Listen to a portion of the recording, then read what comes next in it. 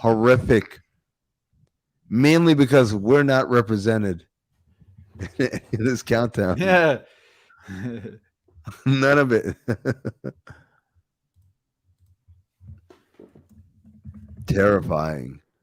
Look at that. It's so fucking intimidating too. Even They're Renee all like, Montgomery. They all these logos. ooh, Woo! ooh. All these logos. Whoa. I guess we're We live are right now. live. We are live. The Knicks Nets game just ended. Not the way you want to see a battle of these, the battle of the boroughs end on a James Johnson free throw instead of like a KD or Julius Randle, James Harden ISO to end the game. But yeah, I mean, you don't like to see a foul call, like a controversial foul call, end that one. And Julius Randle had an earful for the referees after the game. Yeah, I mean, I think I would say, first of all, that Durant made the right play. He got double teamed 35 feet from the basket. You pass the ball to the open man, and James Johnson at that point, you could say his mission is to drive and draw attention and then make a play. Someone else who's wide open as a result of that attention. He didn't. He went up, and look, by the letter of the law, did he get slapped with some contact? Yeah. It was a foul. It was definitely a foul. It was a foul, but there are a lot of refs that I would say in the game situation, particularly this season, the way they've been calling it, in the game situation, and James Johnson, relative nobody in the pantheon. I'm just saying, NBA stars who get star calls, he's not one of them.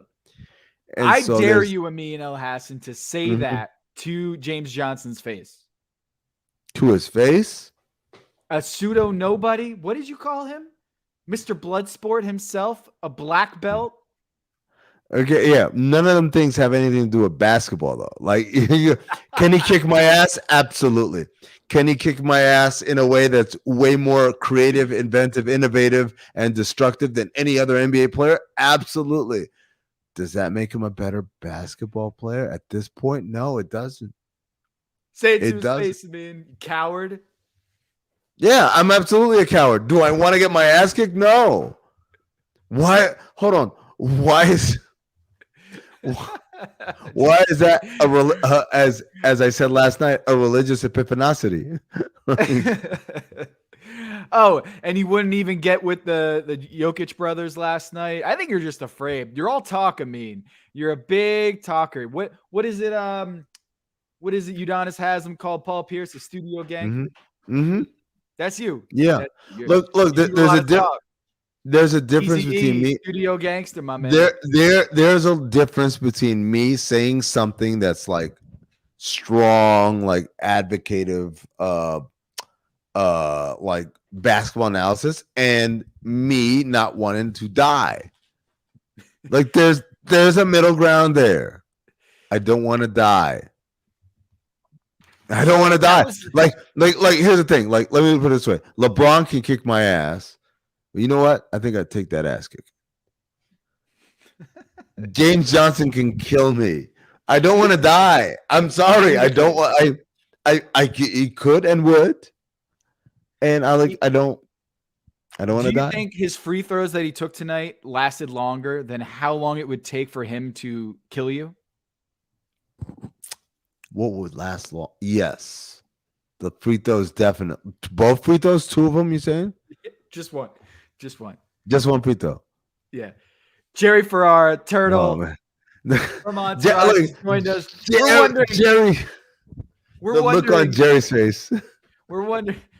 First of all, sorry about your Knicks. It was a bad way to end that game. I feel really bad for you.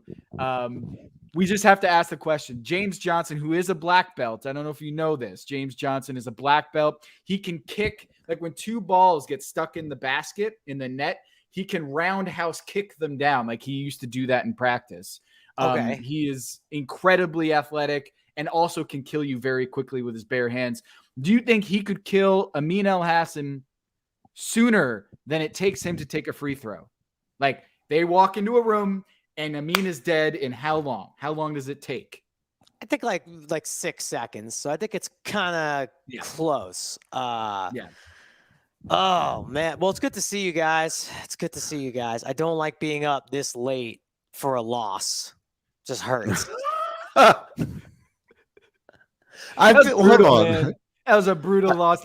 They came back. Is it? They didn't score. They didn't. Oh yeah. Hold on. No. Hold on. Jerry, what's more brutal?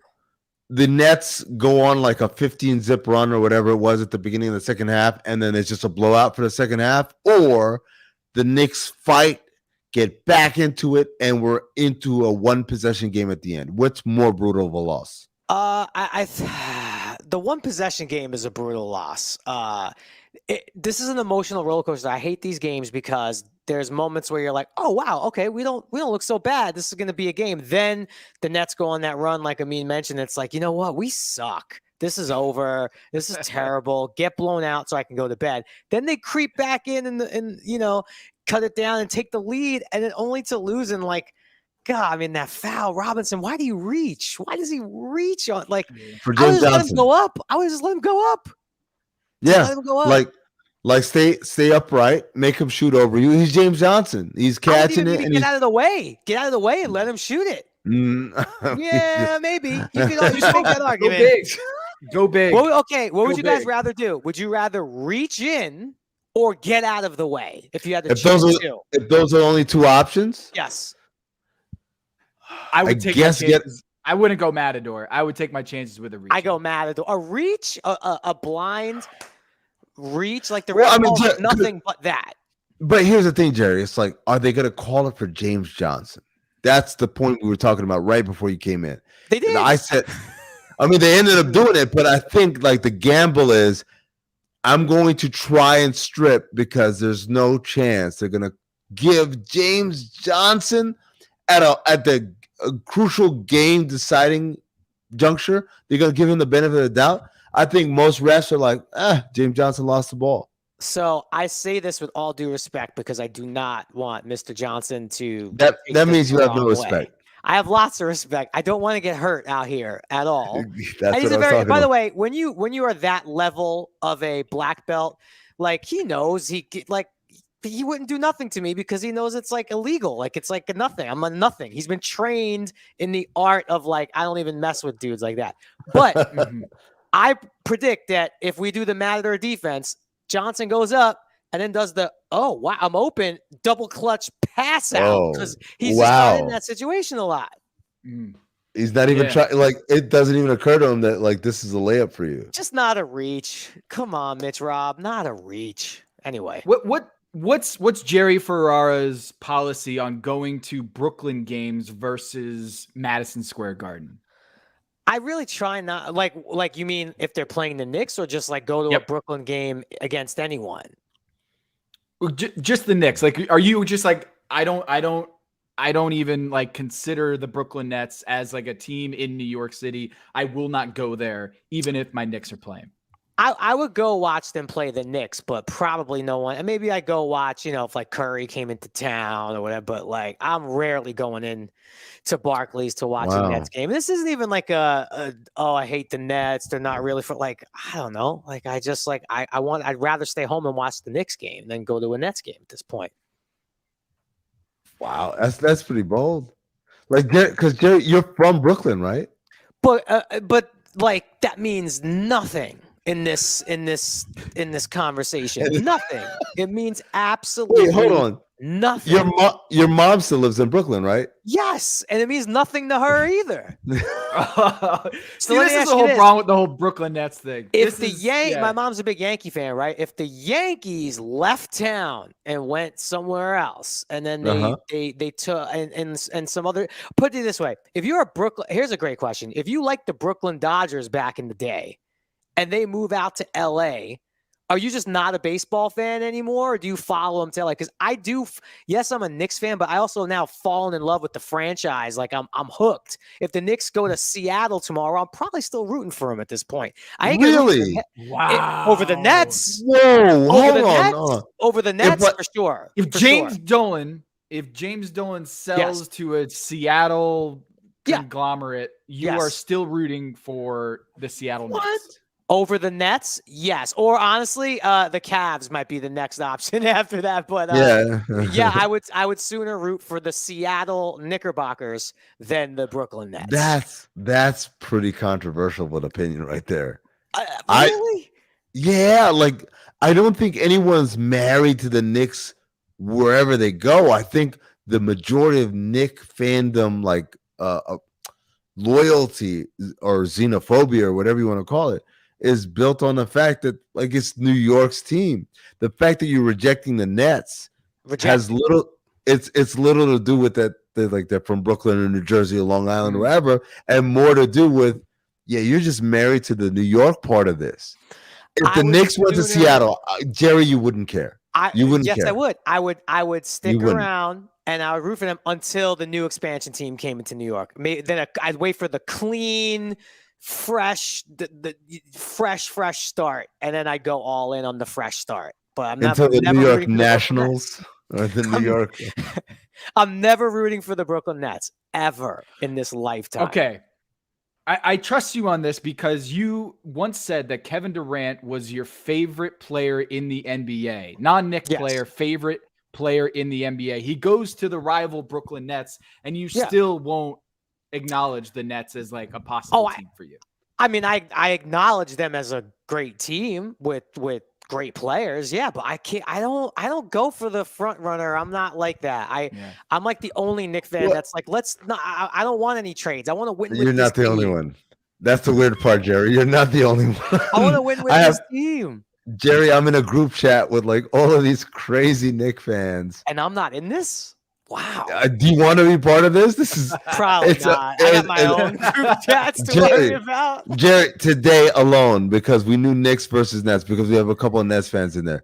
600 unread messages. I'm looking at my WhatsApp right now. It's not what I wouldn't recommend this to anybody. It's torture. No, I can't do that. But look, I still love watching KD. I love watching him tonight. I get a pit in my stomach when he touches the ball on the elbow, ISO. It's like a guaranteed bucket. So I love watching it, but I can't root for. I just can't. I can't do it.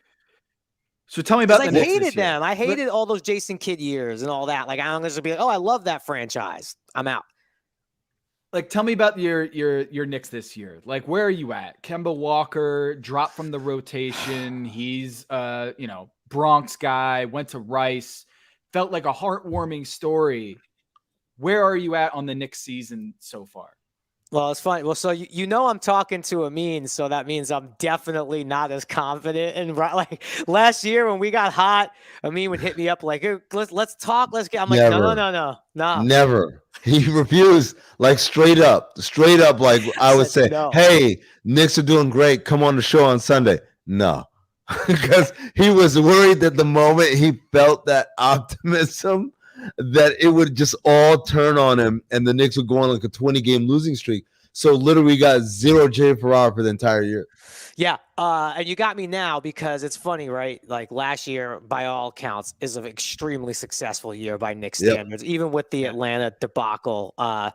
And now all of a sudden it's like, 11-10 or what are we, 11-11, something like that. And now we're like, wow, big concerns in New York. It's like, I'm not concerned. This is all gravy. We're so far ahead of the clock from where it started ticking before last year.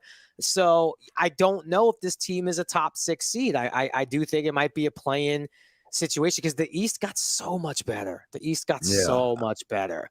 Particularly 4 through 10 got a lot better. That was my thing. It was like, it's not so much like about like were the Knicks a fluke, and it was way more about the East is so much tougher right now, and and particularly like legitimate tough, not just like, hey, there are a lot of teams that are competitive. It's like Nets, Bucks, Heat, Sixers when they get their act together, and now it looks like the Bulls are in that conversation. Bulls and Wizards, Hawks, the Hawks will be there at the end. The Wizards weren't there last year. They're there. So, it's a whole the Kemba thing, it sucks because, like, God, you want that to work. You really do. Like, for so many, besides just being a Knick fan and, like, you could see the fit. Like, we need a ball-handling scoring guard, and it just also great dude. Like, you just would love it to all work. And I don't know. I don't know what you guys are hearing. Is it over? Is it like, is there a trade off? Like, what's his value? Is it gone, or are we Well, going to see him again? So I think the good news is that he's got incredible value. He only makes 9 and some change this year, and 9 and a little bit more change, maybe 10 next season. So he's got a contract that's very reasonable in the 2-year window. He's good. He's good at getting buckets, and I think that's attractive. The problem is the number of teams that need help at point guard are very limited. I think it's like down to like maybe 4 teams, and Tom, you can correct me on this. Like, it's like the Grizzlies because Ja Morant's out, right? The Sixers might be in that conversation. Yep, I could see that fit. It's just so hard, Jerry. Jerry, you're not 7 feet tall. Okay, we can acknowledge that. It's hard for people like us. Hard for people like us who are 6 feet and under to survive past 30 years old in the NBA. Like the list of people like Kemba Walker, score first point guards, undersized point guards. It's not a long list of people who make it impactful into their mid 30s. And that's where Kemba Walker is entering right now. If you lose that first step, and he's had knee issues the last few years, ever since he left Charlotte, if you lose that first step, like he can't bring another thing to the table. He's not a great distributor. He's not a great defender. So for those who are acquiring Kemba, it's going to have to be in that Lou Williams, Jamal Crawford off the bench type role. Right. Yeah. And he had some other things working against him. Tibbs already doesn't want to play this many guys. We know this. The roster's already way too long for him. You got the rookies kind of scratching at the door as well. And then the defensive point, like the Knicks last year was not a fluke, but the one thing that was fluky is almost every team had their worst 3-point shooting night against the Knicks last year. They were missing open threes, and the defense was good. Top 5. It was great. It was top 5. But a lot of those threes that were not going in last year are going in, and they're very similar looks. So, and I watch every minute of every game. So. Two things went right for the Knicks last year. 2 things, and maybe it's luck, maybe it was something that was sustainable. But the 2 biggest questions coming into this year was Julius Randle, 3-point shooting fluke, or is he legit good 3-point shooter? Because that opens up so much in his and the Knicks offense. His 3-point shooting has collapsed this season back to his career norms last year. It does seem like that was a fluke season. The second thing, like you said, defense top 4 in the NBA last year. A lot of it because of that kind of fluky opponent 3-point shooting percentage that anchored that defense last year. And 2 of those things, Julius Randle's hot shooting and the opposing team's cold shooting not working in their favor this year. Yeah, I mean, that's what I look at the team, like Atlanta kind of showed that, right, last year, because they started hitting all those threes that a lot of the teams were missing, and then it was basically everything you just said went wrong. But the other thing is, look, when the Knicks are hitting threes, as we saw when they went on that run, Fournier started hitting, Burke started hitting. I know this is like an easy thing to say, but when they're not hitting, they don't have that other dimension to win where a lot of other teams that will be in the playoffs do, whether it's defense, whether it's time, or just like execution down the stretch. Like that game tonight was won by the Nets, just executed a little bit better with a minute left. And James Harden looks so good, man. Yeah. The dunk, I didn't realize he was still trying to get up that high again. That putback dunk was like, whoa, I didn't know what I was shocked, but he looks good. Yeah, he looked awesome. Last 10 games, he's had 5 double-digit free throws in his first 12 games this season. He only had 1 game where he got to the free throw line double-digit. He is back to being the James Harden of old. He's not going to drop 40 every night like he did in Houston, guys. But the idea of him figuring out the referee thing and getting those foul calls. There were a couple of iffy foul calls tonight, and one of the referees, it was his first game of the season, and a couple of the calls, it was kind of like, hey, you know what we're doing this year, not calling right? this year.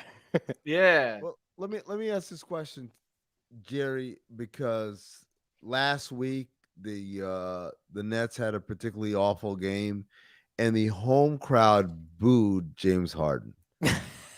And there's a part of this where I think to myself, Brooklyn, you don't get the right to boo anybody, right? Like you haven't had a standard of excellence long enough to look at someone like James Harden and say, you're not excellent enough on this given night. Listen, a lot of they have a lot of things to be excited about over there at Barclays Center for sure. Even with all the injuries and players not playing, that roster is still really, really good, obviously, and they got Durant and Harden. But where do you get the guts? I'll keep my language clean here. You don't have to do that here. James Harden for a bad game, like. What are we talking? And that's inherently part of it. Like I've been through this with all Nets fans. We're in your head. You talk about the Nets more than no, I don't. But like it is a foolish conversation. Did you hear the crowd tonight? And I know it doesn't matter. The Nets won. Oh. That's the response. I get it. But like, come on, man. They're giving away playoff tickets last year. Giving them away. Quickly scoring. I was like, where is this game? It threw me off. And by the way, this allows me to complain about something else. Nike, I get it. You're so innovative in different colorways and all that. Just let the fucking home teams wear white. I know. Yeah. Let's stop with this shit where the road team wears like white and the home team wears crazy colors. You have 41 games to get your crazy colors out there. Do it there. Make sure we have white at home. Or at the very least, if you can wear colors at home, let the other team wear colors as well, as long as they're not the same color. But this thing where like I'm watching the road team wear white, I am so it irritates me so much because I kept going through this where I'm like, wait, what just happened? Who scored there?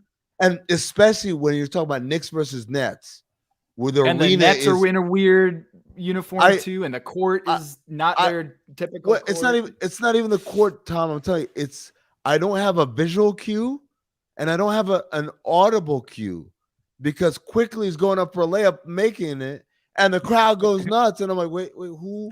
It doesn't help the case for the strong home court advantage that they have when they're not wearing white and they're cheering for the other team. Yeah. I do like the Derek Coleman, Kenny Anderson Nets logo. That's what it is, right? It's that's the logo. That's the year we're talking. The Drazen. Great call. Should have did it sooner, in my opinion. Should have went to it sooner. Why not? But yeah, other than that, I'm sure they got good food at Barclays Center. I'm sure, I've been there for some WWE stuff. Jerry, food. Wear them in white. You like those logos? You like those? Wear them in white. Let the other assholes. Like, you want to wear them in colors? Save that for the road.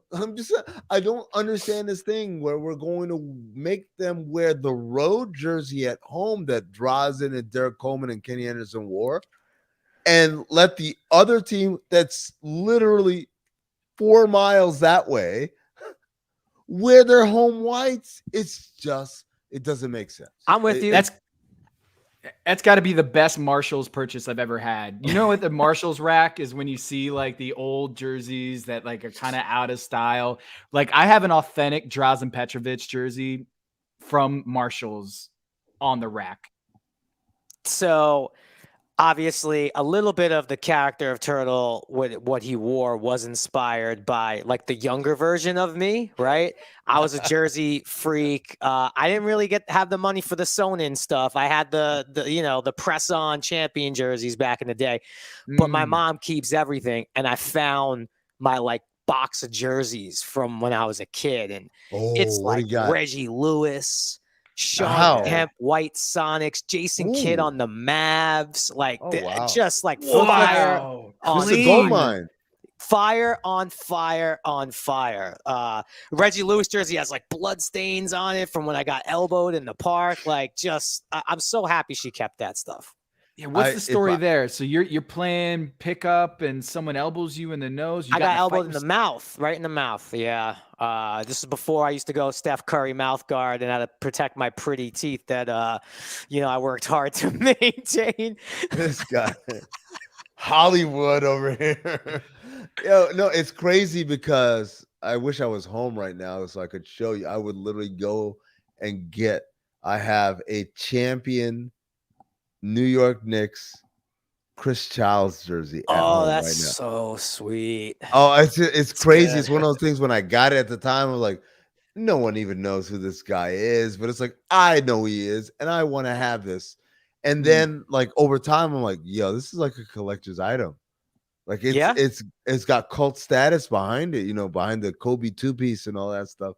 And so now I'm like, it's like it's in my closet in like a Hall of Fame, along with my A-Rod Yankees jersey. I got an authentic A-Rod because I just thought I knew, yeah, this is going to be like an epic like 5 World Series run with this guy. I literally have in my childhood room a photograph poster of Jason Varitek giving A-Rod the business running down the first base line. So all right. So what's That's who you're talking to, Jerry? Yeah. What's the most embarrassing jersey you own? Jerry first, and then Tom. Tell me. Like from childhood, we're talking about that. Like you bought, you had it as a kid or as a younger person. You're like, oh, this is about to be the most fire purchase ever, and now you look back at it like, what did I do? I don't think this is a bad one, but I definitely had a J.R. Ryder jersey.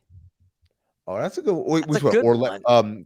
Minnesota? Yeah, but what Minnesota contest? JR, had a Harold Miner Baby Jordan jersey. I'm like, this one is it. When he did that like reverse pump jam, like I'm like, this is Baby Jordan right here. You know what's funny is a lot of people are gonna be like, "Yo, that's so embarrassing." I'm gonna tell you right now. At the time, back in the day, that was a hot selling jersey. That Harold Miner Miami Heat jersey, that was a hot seller. People really believed. I rocked a Muggsy jersey because I was short as well, like a little on the nose. Funnily enough, too, that was my only sewn-in one. My mom. That was hey. Oh wow, that's beautiful. Is that a Wake Forest? There. Whew. Yeah, it was autographed too, right? Yeah. That's a beauty. Yeah, so I don't know if I have any real true like the Harold Miner in the moment was it was the white one too. Oh, wow. Really? Most people had the black one. I had the white one. Yeah. Wow. It's funny. I only had like a Starks jersey. I never I guess that's like a childhood thing. Like I never wanted Knicks jersey. I wanted all the other players that I used to enjoy watching. Mason, Starks, Houston. Yeah. Childs, Ewing, LJ. What were the other ones I had? Like, dude, I had so many Knicks jerseys. It was kind of ridiculous, and yet none of those are my most embarrassing submission. What is it? Let's hear it. By the way, I'll give you another one. You had J.R. Ryder Timberwolves. Yeah, I had J.R. Ryder Atlanta Hawks. I was just gonna say, please tell me it's the Hawks. Also, not most embarrassing. I told you about the A-Rod. Not most embarrassing. I had a Plexico Burris Giants jersey that I bought, an authentic, the sewn-in one. Sewn-in, big bucks right there. Yeah. Maybe 2.5 weeks before he shot himself. Not the most embarrassing jersey I own. Are you guys ready? Oh, that wasn't it. Oh God, that wasn't you it. built this up. I don't even know where you're gonna go. I don't know what sport you're gonna go with. I don't even know where you're at.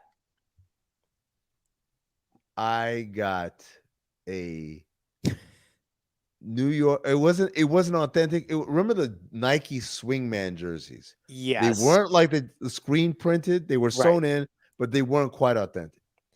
I got one of Antonio McDyess. But no, watch this. No. Obviously, Dice didn't play almost at all for the Knicks. So then I had a friend of mine who had a guy who could like convert jerseys. Peel a number off. Peel a number or a name off. In this case, the you number got a was bootleg McDyess jersey for the No. It was a McDyess jersey. No. It was no. It's like a Knicks jersey, but like you can change. You can like have the stitching taken out and have it made into something different. And so I had a McDyess who wore number 34 Knicks jersey. McDyess didn't play much, and then got traded. And I was like, "What am I going to do with this thing?" And that next year, the Knicks signed and traded for Eddie Curry. who also Oh. wore 34. And so I said, that's it. Convert this Eddie Curry McDice saved me. 34 to an Eddie Curry 34 It's embarrassing. That in my closet. do you still have that somewhere in your I home? still have it in my home. You might have to frame that and put that up in the I man cave or whatever. Just it's a conversation piece. Yeah. People see It 34. is. Don't even put the back, put the front, because people will say, "Oh, wow, I didn't know you like Charles Oakley," and you're gonna go, "No, that's Antonio. That's Eddie Curry, formerly known as Antonio McDice." Yeah. So along those lines, but without any embarrassment, like that one I'm embarrassed about. Without any embarrassment, I have a Clippers 21 jersey, authentic, the champion authentic, one game worn, et cetera, 21 Clippers. Most people, when I used to wear it a lot more, I haven't worn it in quite a while, but people would say, "Oh, that's a dope Darius Miles jersey." I said, no, not Darius Miles. Turn around, Malik Sealy. Malik Sealy, I had a Malik. I still got it. It's one, like, That's a great one. I need to get back in the gym is what I need to do, so I can like be Show buffing off up the jerseys. Yeah. Jerry, I've always wondered this. Is there like a secret society, a group chat of people getting courtside seats at Knicks games? Like, how does Jerry Ferrara, without revealing too much, how does Jerry Ferrara always score the best seat in the house? No offense, but this does seem like an amazing, amazing gift that you've received from the gods, that you can get basically any seat you want. It's my greatest accomplishment in my career. I really do. And you know, I have a few shows in the works, right? But I haven't been on TV in 2 years, and that's my thought, is like, oh man, they're gonna take these tickets away from me if I don't get my ass back on TV. And now that they're good, now that the Knicks are good, oh no, next thing you know, I'm gonna be bumped for the cast of Bridgerton or something. Some young, much better looking person is gonna be in that seat. No, look, I started doing, I won't even say some work, but I did a commercial years ago for the Knicks when Nate Robinson, Derek Lee were David Lee, Derek Lee, wow, were rookies, right? Spike Lee directed the commercial. It was like a big deal. And I don't know if I like waived the fees or whatever, but I literally said to everyone at MSG, like, listen, I don't want just like, I'm not in New York that often anymore, but when I am, like, I just if I could get those court sides maybe 4 or 5 times a year, right? Like, done deal. And again, you heard that roster, right? So it wasn't like, it was still a hot ticket, but not really a hot ticket. And I've been to more late February Knicks, Wizards, Knicks, like I've you paid your dues, man. I went through the Chris Duhon years. Like so I feel like I sort of earned it for that, but no, there's no secret society or anything like that. But my contacts over there, when I kind of have a game that I'd love to go to, I kindly ask. And look, I've been told no before. It's not like I could literally do it anytime. Believe me. Okay. When the Lakers or the Warriors are coming to town, there's a lot of other people that will definitely bump me way far back. So, and that's all good. I get it. I'm fine with it. I'll go watch Knicks Magic on a Tuesday in March because I love basketball. I mean, do you sometimes you move back like a few rows, and do you do a little scouting just to see who got those seats before you? I do have to say, and this is not like a brag, I think I've only been moved back once, and it was on Easter Sunday, good. and justifiably so. I forget who was. I don't have like a usual seat, but I definitely didn't deserve. Yes, it was a justifiable. We're gonna drop you back a row. Definitely justifiable. It might have been like the entire New York Giants front line or something like that. Honestly, Jerry, it is the greatest testament. I always talk about this with basketball players, NBA players. Part of why, beyond they're like big and strong and athletic and supremely skilled and know how to play better than any of us, like there's a level of just delusion that you need to have. in order to be able to say, yeah, 7 billion people on the planet, 450 people in this league. I'm one of them. You can't It's true. you can't be a grounded, realistic person. And so I kind of feel like sitting courtside is the same thing. Like you can't be a grounded, realistic person. You have to have some sort of delusion about yourself. I've sat courtside at MSG one time, and I didn't know I was going to do that. It was the picture of me with J. Cole is because I wanted to go watch the game, and he was like, "Come watch it with me." And I'm like, I thought we were in a suite or something. And next thing I know, like they're leading me onto court because I got there late, and I'm like, "Oh shit, this is really happening." And I swear to God, like Cole is on my left. To my right is the comedian Jim Gaffigan. The person he brought with him was the comedian Ted Alexandro, who's his opening act on the road. And then on the other side of Ted is Howard Stern. Howard Stern and his date. And then on the other side of them, on the other side of them is literally the broadcast booth. And I'm just like, what the fuck is happening right now? Yeah, like, how is there any part of this, Jerry? I say this because you and I are friends. We've known each other for years now. I've never asked you this. Is there any part of you that says like this should not be happening to me right now as you look up and down that row, or do you have that delusion of like, yeah, absolutely, yes, I should be here? No, so I've sat everywhere in MSG growing up. I've been way up high. I've been sort of down low, but not nearly like anything like I've experienced as an adult.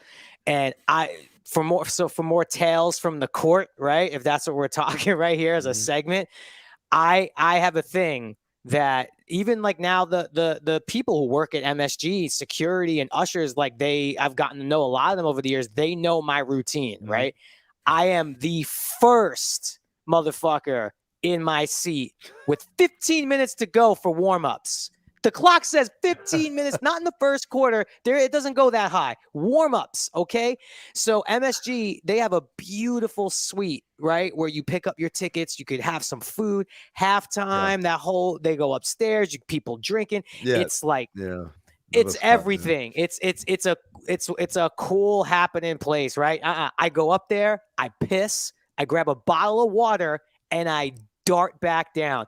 Those same ushers who I've seen a million times, they like literally, I go up there, like, you're coming right back down. I'm like, yeah, stay right here. I'll be 2 seconds.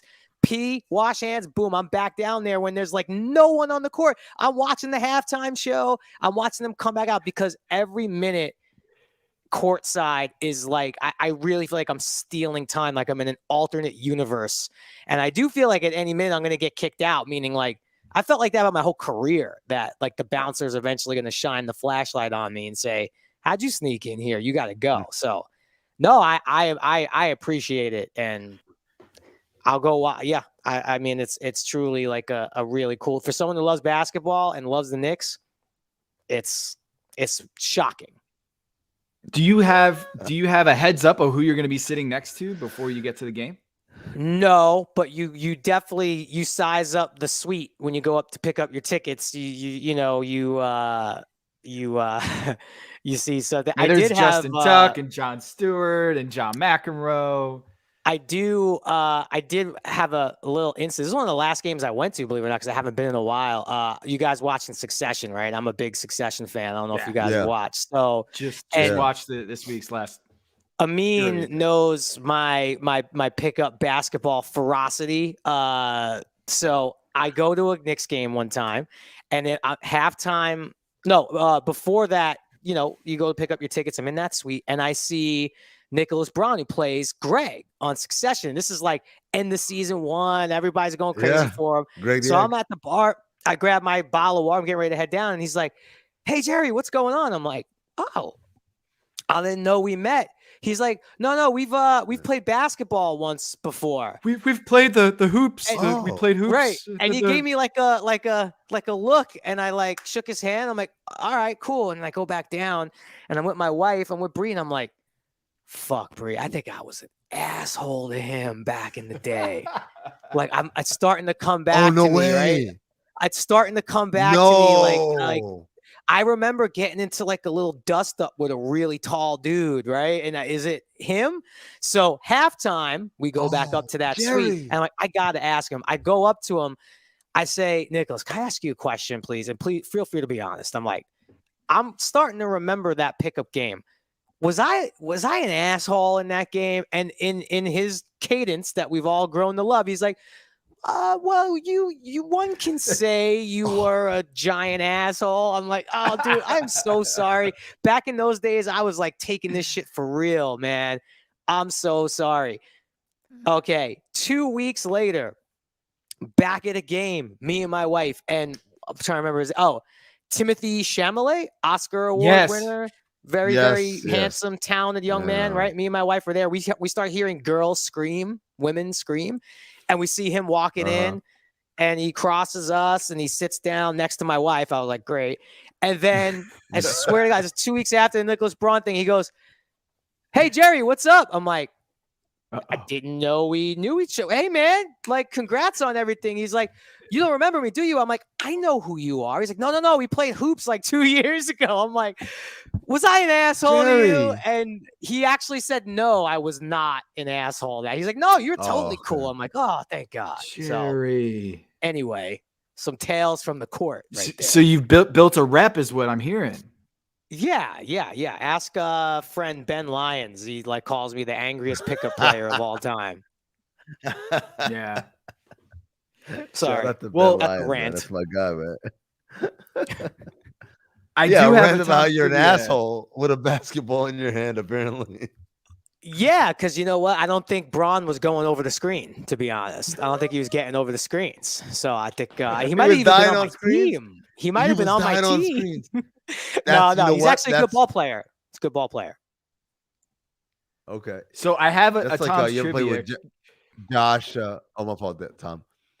Yeah. You ever play with Josh Bratton? No, but I've heard. Yeah.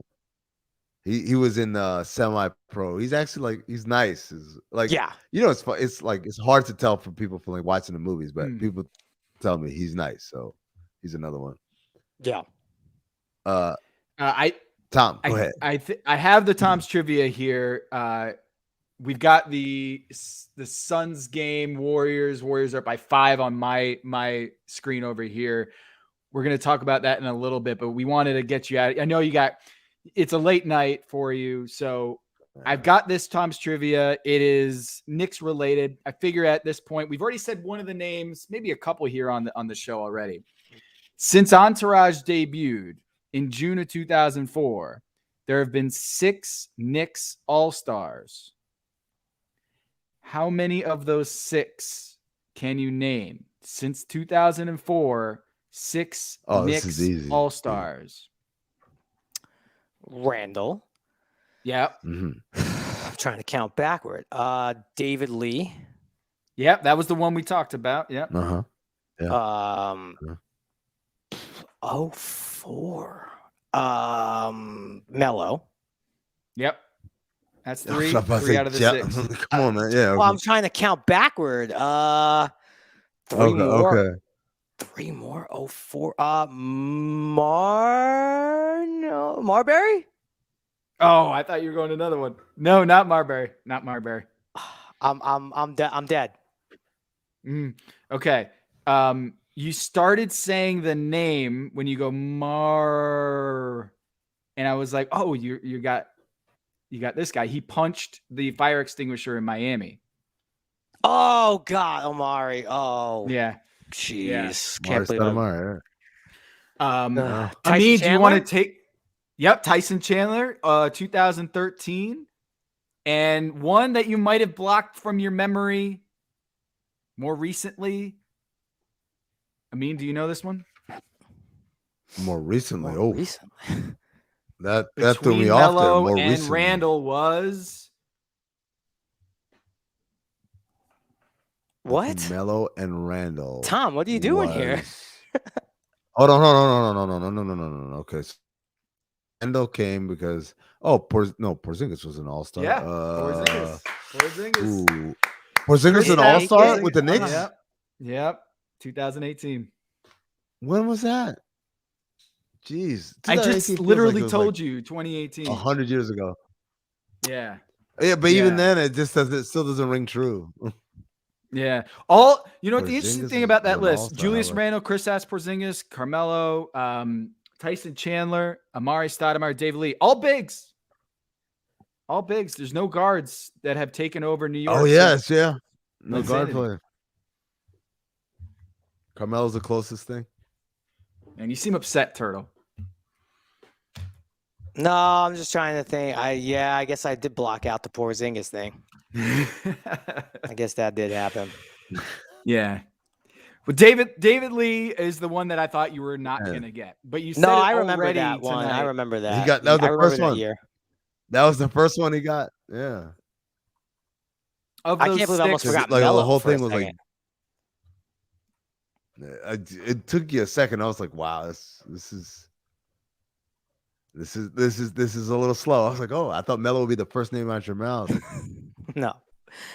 It's late for me. I got 2 kids that are going to be up and screaming in 5 hours probably. yes. Hey, Tom, let's get him out of here. Let's get him out of here. Fellas, Yeah, this was I know how fun. that is. Would have been fun for a win, but either way, it's always good catching up, and it'll be interesting. I've enjoyed basketball this year a lot, so hopefully Knicks could hang tough. Man. Yeah, I believe. I mean, big moves with Kemba. We'll see what happens there. Whether John Wall is going to be coming or what's going to happen. Is that real? Is that real? How does that work? Is that like a buyout? Then he comes. I have a like, friend. how does that even work? So in the group chat I sucked him referenced right back earlier, in. I have a friend who predicted this 3 years ago. He said, "Wait, John Wall, New York Knicks collision course." He said this like 3 years ago. It's like after he's washed, he literally like put that in there, and that was before he got hurt and any of that stuff. Like my friend predicted that this would all happen, and we're like when the story came out or whatever the rumor came out today, he quote tweeted in the chat his original message from like years ago, like, "I told you, I've been preparing for this my whole time." it's amazing. It's like that's the destiny of every Knicks fans, man. Knicks fans. They always remember.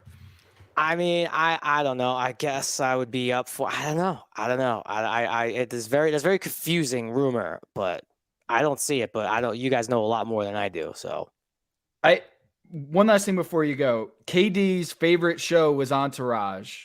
Did you ever talk to him about coming to the Knicks personally? Did you ever talk to KD about coming to the Knicks or see him on the court and be like, "Hey, man, so I know you didn't come to the Knicks, but like that's cool. But why not the Knicks?" No, I have met him once or twice, long time ago. I think still in his OKC days. No, never. No, I've obviously vented all that on Twitter and stuff. But like, I mean, was he gonna say to me, "I'll come to the Knicks"? You're like, okay, I'm gonna base a massive life decision because you try because it would mean a lot to you. No, I mean, I would have loved to see him in a Knicks jersey. Obviously, still love watching that guy, but I don't know. I'm not saying I root against him in a bad way. He's definitely the perfect like villain to root against because he's so good, right? Like I said before, like when he has the ball, he's got like a pit in your stomach because it's like he's definitely going to score. So I enjoy rooting against him for sure, like when the Knicks play him. But I don't think I would ever say that to a player. Yeah. Well, I know he did say that it was like the best day of his life when you announced the Entourage movie was coming out, and he like replied to you, quote tweeted. It's like the first reply. Yeah, I mean, I must have caught him when he was on his phone. That was like the first reply. I wish more people were excited to see the movie. And on that note, Jerry Ferrara from Power, from Entourage, you also have this NFT. Yes. Partnership that you're doing. Give the people a little bit about that before we go. Nights of the DGen, a lot of sports talk. The Discord's going off. Some sports gambling going on. Check it out. Awesome. All right, guys. All right, my man. Appreciate Great seeing you. Thanks, later, Jerry. guys. Peace out, Jerry. Oh, that's awesome, man. It's crazy that KD didn't even have a great game and they still won that one. That's gotta hurt for the Jerry Ferraras of the world. Yeah, I mean, because because not Durant, excuse me, Harden had a great game. And it's crazy. It's like people like because that's what he does. By the way, shout out to in the chat. this this made me laugh. You commenter be back. He said, "Ha ha ha! This is the Stugatz move where you just predict things and nobody remembers unless it comes true." That's absolutely accurate. That's what our group chat is. Just a bunch of Stugatzes, man. Speaking of Stugatz, I want to recap over what went down yesterday at the game, the Heat game with Dom Kang. Like, how did things go last night for Dom Kang? Well, first of all, sorry about that. I'm just sending a text to Jerry thanking him for his time. The video is out right now on the YouTube channel Batard and Friends. So go ahead, check it out. Not right now because we want you guys to keep these numbers high right here. But as soon as we're done over here, go ahead and check it out. It was hilarious. It was funny. It was fun. Everybody kind of played along. Everyone we encountered. We saw Izzy Gutierrez. We saw Grant Hill. We saw Uptown Dale for our Miami people who know who that is. Oh, yes. We saw Dennis Scott. Yeah. So it was awesome. It was pretty fun. It was exhausting. And I won't lie, when I got there, and if anyone who listened to the show today heard me talk about, when I got to the arena, I was like, I got shook. And it wasn't because I was at the arena. It was because I got to the arena and like instantly saw about 3 or 4 people that I knew. Stuff and did the whole like, hey, shoot the shit with them. And I kind of got back into the mode of you go to games to like schmooze and all that stuff. And then I realized, oh man, I'm gonna have to put on this outfit and these people are gonna see me. And then I realized, oh man, the outfit is in a plastic bag that says I love liquor on it. Like, oh, what am I doing here? Like, whoa, did we just lose Tom there? I guess we did. A solo dolo person right now. But anyways, yeah, it was just like one of those things where like, oh my God, what am I doing here? Look, a lot of it, that kind of that silliness requires a certain level of confidence to it. And that confidence is easy when you're in a studio. It's easy when you're at home doing this via Zoom. It's not easy when like the audience are people who, believe it or not, I actually care about their respect level for me. That was, but you're playing a character though. Like you have to get into Andy Kaufman style the entire time. Can't believe in and out because it was so ridiculous.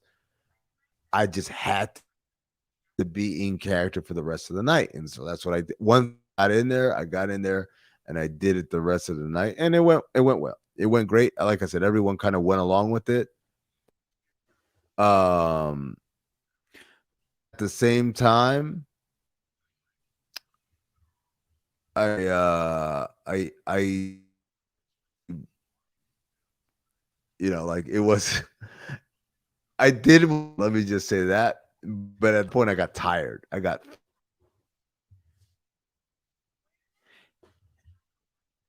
Yeah, me and your internet is pretty brutal right now. It's usually me.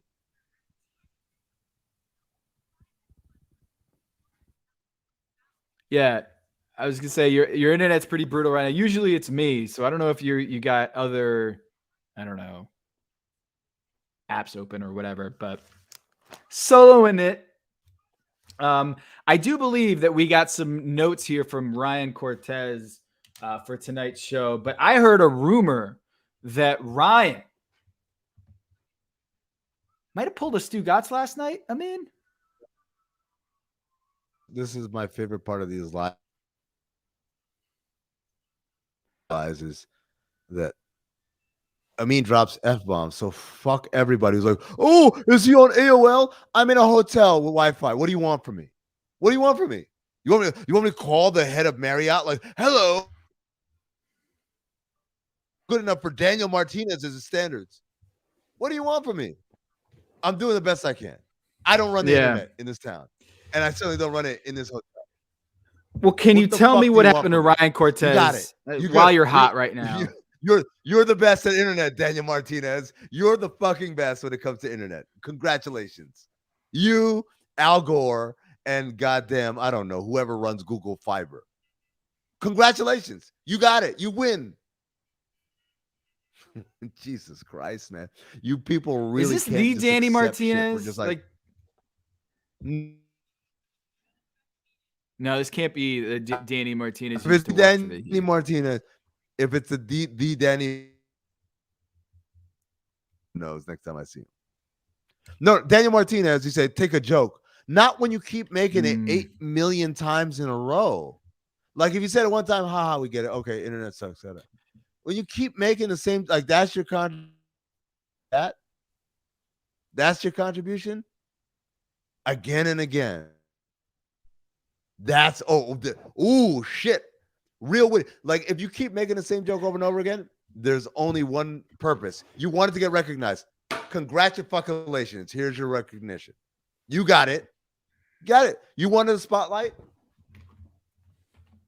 Like there it is. It's up there. Where is it? There's the spotlight, Daniel Martinez. You got it. We have reached the hanging spotlight lamp that is shaking in the room portion of tonight's live show. I'm hangry. That's what's happening right now. Yeah. Hey, I was just trying to get a story out of you. You told me that Ryan Cortez I said he pulled a Stugatz last night at the game. You were going to go talk to Ryan, right? Absolutely. So we knew because Ryan posted pictures. Cortez. That's what we're talking about. No, like earlier, Mike said, hey, Ryan is pulling research. And I'm like, who the fuck is Ryan? I'm like, oh, Cortez, that fraud. He posts pictures on the way to the game, him and his boys. Everyone's wearing a different color Heat jersey, culture chatter. He's got those awful sunglasses on. And so Juju was like, we have to find him. Juju Gotti was like, we have to find him. We have to go hit him up in the seats. I'm like, cool, let's do it. And so we were doing stuff. We wanted to get some stuff with the Jokic brothers. And then finally, Juju was like, I see where they're sitting. I can see their jerseys. I see them. They're right there. And we're like, cool, let's go. And we go over there. And by the time we get there, they're not there. And so we hung around a little bit. And it became apparent, and this is at this point, the Heat were getting blown out. And we said, oh, shit. They dipped. They left early. This guy who's talking about culture chatter this whole time is a complete fraud. And shout out to Tony. Tony said, it ain't culture chatter, it's culture scatter, which is a great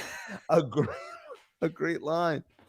Yes, but it was literally supposed to be the end of our video, was us catching up with Cortez and just having one last shoot the shit conversation. And instead he became the ultimate personification of Heat culture, not from the organization but from the fans, which is show up late, leave early. Yeah, it's one of my biggest pet peeves is being in Miami and people being like, look at all those people in the front row that are not there. Tonight in Brooklyn, same exact story was Knicks, Brooklyn Nets, one of the biggest games of the year in Brooklyn, and half of the front row seats, the courtside seats, were empty. This is not a Miami Heat only thing. It is a stereotypical, one of these mythical things that you say about a fan base because you don't want people to live their best life and go to the club and have an amazing club and go to South Beach and see beautiful women, beautiful men, the most beautiful people on the earth there in Miami, the craziest cars, the craziest clubs, You want them to be all about that basketball life. But the problem is, I mean, this happens everywhere. It is confirmation bias that fans will point to the Miami Heat and say, look at all these fair weather fans. They're not real fans. They're out there partying. They're out on the beach. They're out in their Lambos out on South Beach. No, this happens everywhere in America where they show up late, the courtside seats, but they don't. Tom, the difference is they don't run around talking about hashtag culture chatter. That's the difference. Yeah, I can't defend that. I can't defend that. Difference. That's the difference. It's one thing to say, hey, Miami people get a bad rap for no reason. That's not different. It's another thing when one of the Miami people is walking around calling people cowards the whole time. Like, if you go talk like Cortez talks, you got to be there at the end of the game when, like, they're shooting, when they're allowing fans to shoot free throws. That's the point. That's the point. Well, after we finish up here tonight, go watch that Dom Kang video. Your wrists must be tired. I did see Poppy. There's a Poppy appearance. And he actually, you know what? He actually shook your hand. You know, it's not because Poppy's a pro. He's a consummate pro. I walked up to him and he literally, like, I was like, hey, you know, I was in character again.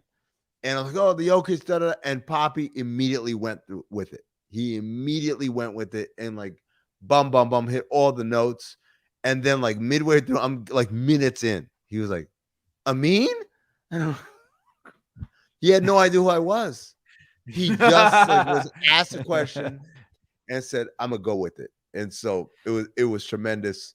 It was perfect. It was Poppy at his best. Adam Jameson in the chat says, why are his wrists tired? Did you see this the entire night? Oh, my forearms would be on fire. You know what's crazy, Tom? The thing that hurt the most was the smiling, because I had to have this, like, big smile on my face the whole time. That's what exhausted me more than the wrists. My wrists have a lot of practice, if you get my. On that, it is note, what time? 11 o'clock. Looks like it's wrapping up. It's wrapping up o'clock. It's almost halftime. The Suns are up 3. There are about 3 minutes left in the second quarter. Oh, Steph Curry just missed a layup. So yeah. Thanks a lot, everybody, for joining us for this shenanigans. Thank you to Jerry Ferraro, right? Oh, great guest. One of the best guys in the business. He's awesome. Appreciate you all for listening. Appreciate you guys for supporting the show. And we're going to be doing more of these. So check back next week. We'll do another post-game show, and go check out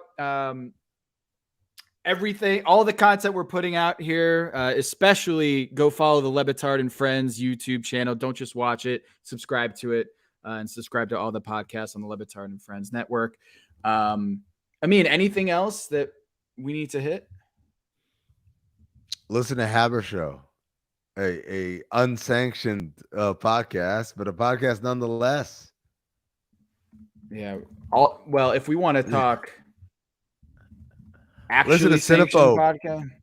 oh, that's another unsanctioned podcast where we watch movies that are poorly rated on Rotten Tomatoes and, you know, try to ascertain whether they are accurately poorly rated. Perhaps they didn't get a fair shake. That's Cinephobe, produced by Anthony Mays, wherever you get podcasts. Any other Off the Looking Glass, Kate Fagan and Jessica Smetana, sure. Their new podcast, Off the Looking Glass. I just listened to the second episode this afternoon while I was raking some leaves. Appreciate you, Kate and Jess, for getting me through that. Just raking it, just blowing it. Ah, shit. By the way, did you? Oh, man. Come on. That's for you, Adam Jameson.